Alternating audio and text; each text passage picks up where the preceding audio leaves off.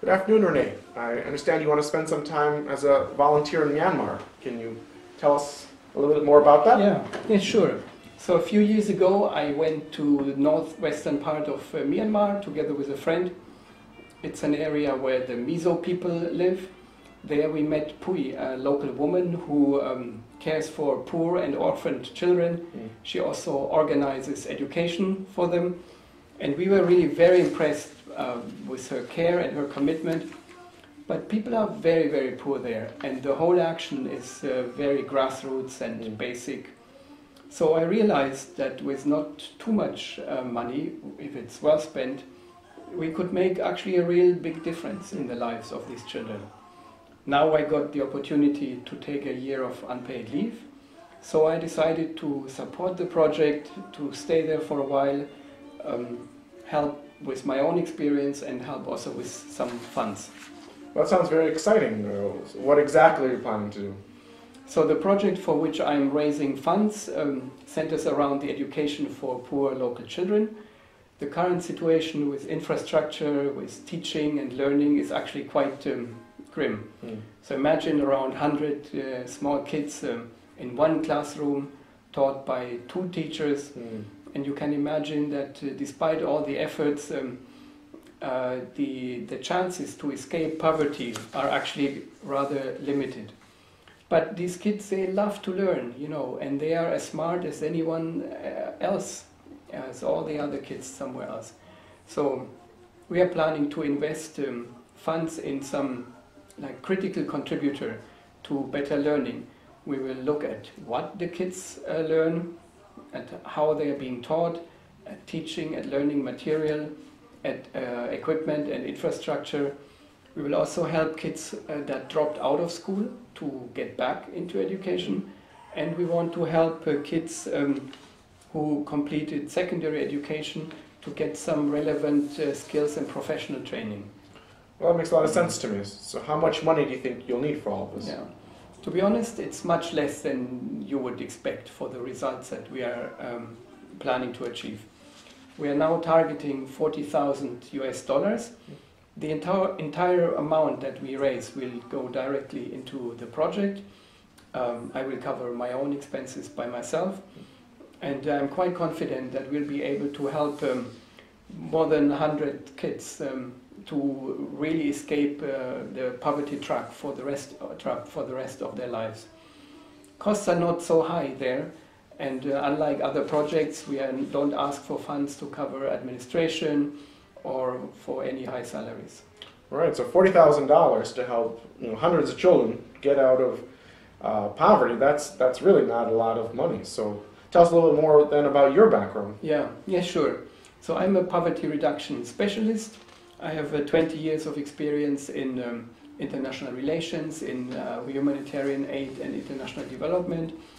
I lived and I worked in Africa, in Latin America and in Asia. Throughout these years I dealt with many different aspects of poverty, but I know that education is one, if not the most important way to help people help themselves. So I was involved in a literacy program in Africa, in an early childhood development program in Latin America, and a vocational education program in Asia.